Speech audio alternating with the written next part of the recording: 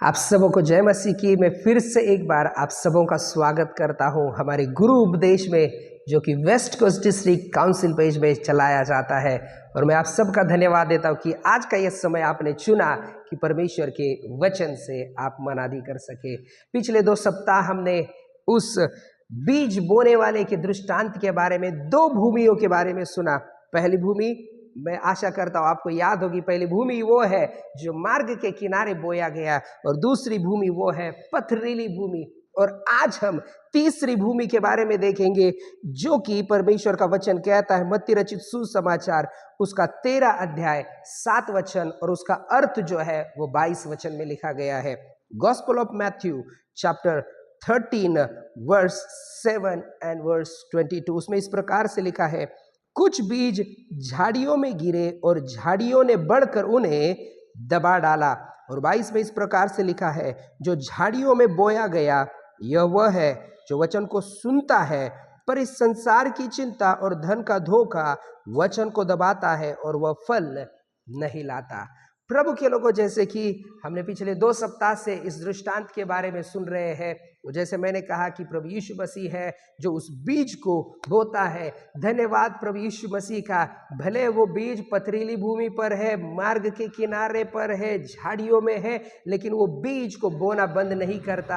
आज भी कई सारे लोग हैं जो परमेश्वर के वचन को सुनते हैं, विश्वास नहीं करते, लेकिन वो अपने जीवन में प्रभु के कार्य को देख रहे हैं। प्रभु की स्तुति हो। कई सारे लोग परमेश्वर के वचन को जो है उन्होंने सुना है। आज कई सारे लोग प्रभु यीशु मसीह के बारे में जानते हैं, भले वो विश्वास ना करें, लेकिन उनको प्रभु यीशु मसीह कौन है, उन्होंने क्या किया है, उसके बारे में पता है। तो ये भूमि जो है वो झाड़ियों के बारे में बताती है। देखिए, वो बीज जो है अलग अलग जगह उड़कर चला गया, अब ये गिरा है झाड़ियों में, और परमेश्वर का वचन कहता है कि उस बीज को झाड़ियों ने बढ़कर उसको दबा डाला। पथरीली भूमि जो है, पथरीली भूमि उस जड़ को, उस बीज के जड़ को नुकसान पहुंचाती है, और जो झाड़ियां जो है वो फल को नुकसान पहुंचाती है। पथरीली भूमि जड़ को नुकसान पहुंचाती है, और ये कांटे वाली जो भूमि है, जो कांटे हैं, वो फल को नुकसान पहुंचाते हैं। तो प्रभु यीशु मसीह कहता है, बताते हैं कि क्यों ये वचन नहीं फलता। पहली बात यहां पर लिखी गई है कि संसार की चिंता। अब देखिए, इस व्यक्ति में या इन लोगों में परमेश्वर को वचन को सुनने में कोई तकलीफ नहीं है। ये वचन को सुनते भी है, बड़े आनंद के साथ उसको ग्रहण भी करते हैं, लेकिन संसार की चिंता, संसारिक बातों में जब ये खो जाते हैं कि यहाँ पर ये हो रहा है, यहाँ पर ये हो रहा है, सारी दुनिया का टेंशन लेकर जब वो बैठते हैं, तो परमेश्वर का वचन जो है वो क्या करता है, दबाता है। कई बार छोटी चीज को अगर उसके ऊपर कोई बड़ा बड़ा बातों को अगर हम रखना शुरू करें तो छोटा वाला क्या हो जाता है, दब जाता है। वैसे ही शैतान क्या करता है, इन सारे संसार की चिंताओं को, इस दुनिया में क्या क्या चल रहा है, ये सारे बातों का आप विचार करके परमेश्वर का जो वचन, जो छोटा सा बीज है, वो कहाँ निकल जाता है पता ही नहीं चलता। प्रभु के लोगों, इसलिए क्या है, जो झाड़ियों में जो बोया गया है वचन को सुनता है, पर संसार की चिंता।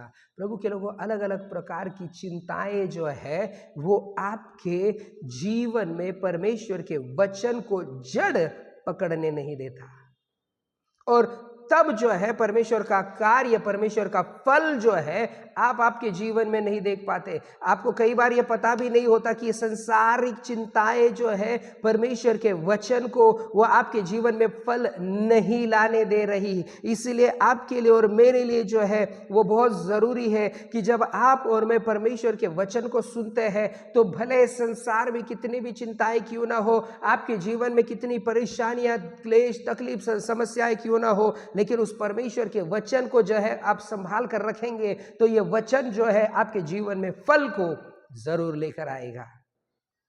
बस इतना ही नहीं, लेकिन परमेश्वर का वचन कहता कि और धन का धोखा वचन को दबाता है। धन, पैसा, सब लोग चाहते हैं कि उनके पास पैसा हो, लेकिन प्रभु के लोगों, परमेश्वर का वचन कहता है कि धनवान को परमेश्वर के राज्य में प्रवेश करना थोड़ा मुश्किल है। ऊंट भी जो है क्या करेगा, उस सुई के नाक में से जो है वो निकल जाएगा, लेकिन धनवानों का परमेश्वर के राज्य में प्रवेश करना कठिन है।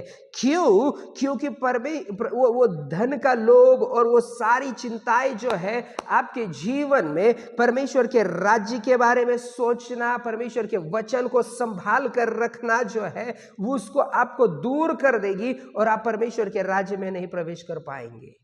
ये भूमि, ये वो लोग हैं जो वचन को सुन रहे हैं, वचन की सामर्थ को भी जानते हैं, लेकिन ये सारी समस्याएं, सारे टेंशन्स को लेकर परमेश्वर के वचन को जो है वो फल नहीं लाने दे रहे हैं।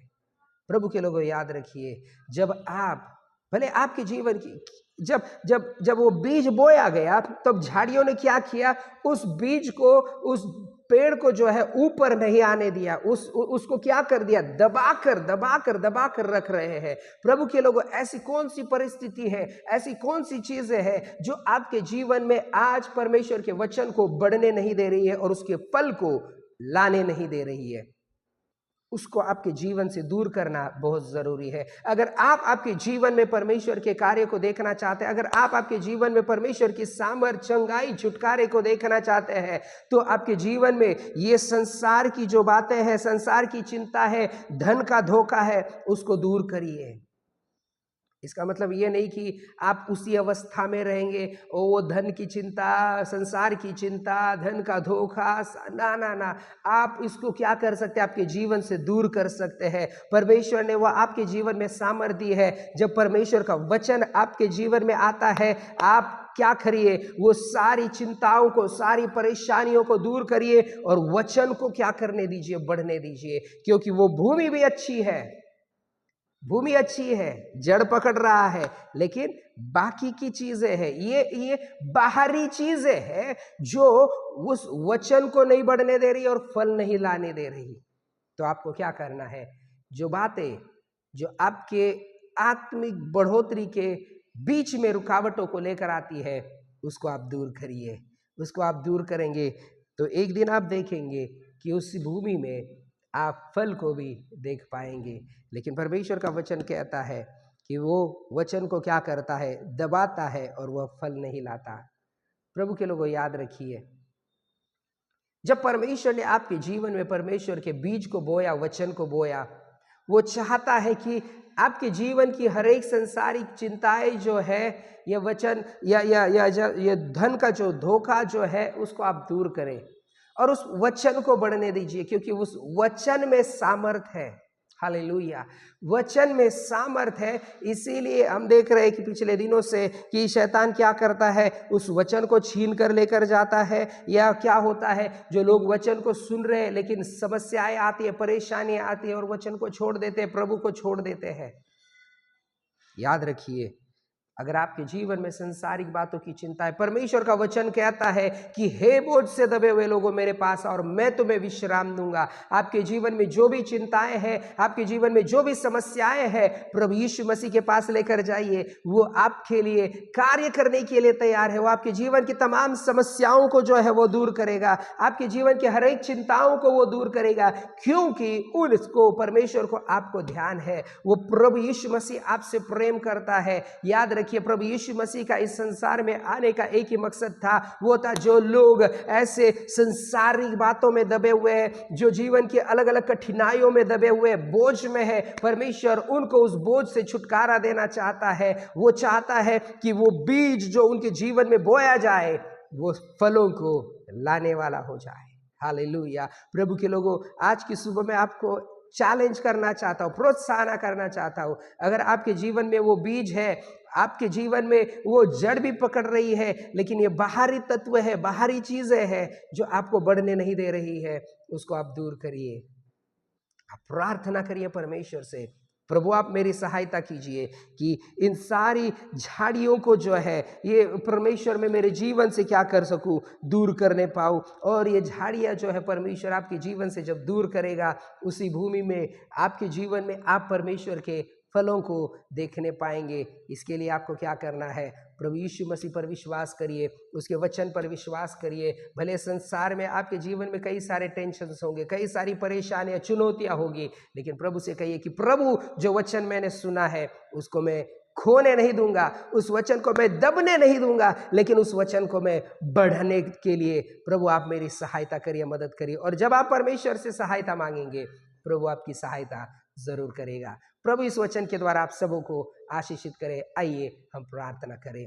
अनुग्रहकारी परमेश्वर पिता, हम धन्यवाद देते फिर से एक बार प्रभु, आज इस तीसरी भूमि के बारे में परमेश्वर आपने हमें समझने के लिए सहायता किया। प्रभु, कई सारी झाड़ियाँ, कई सारे टेंशन, कई सारी परेशानियां हमारे जीवन में है, लेकिन प्रभु हम एक बात जानते हैं, जो वचन हमारे जीवन में बोया गया है परमेश्वर, वो वचन फल लाने वाला हो जाए। इसलिए आप हमारी सहायता कीजिए कि सारी झाड़ियों को हम दूर करें और प्रभु आपका फल हमारे जीवन में दिखने पाए। प्रभु हम प्रार्थना करता हूं, मैं विशेष करके जो लोग अपने जन्म दिवस को मना रहे हैं, शादी की सालगिरह को मना रहे हैं, आप उन्हें बहुत आयत से आशीषित करिए।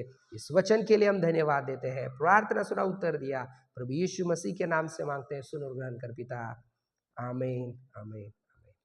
सबको जय मसीह की, सबको प्रभु आशीषित करे।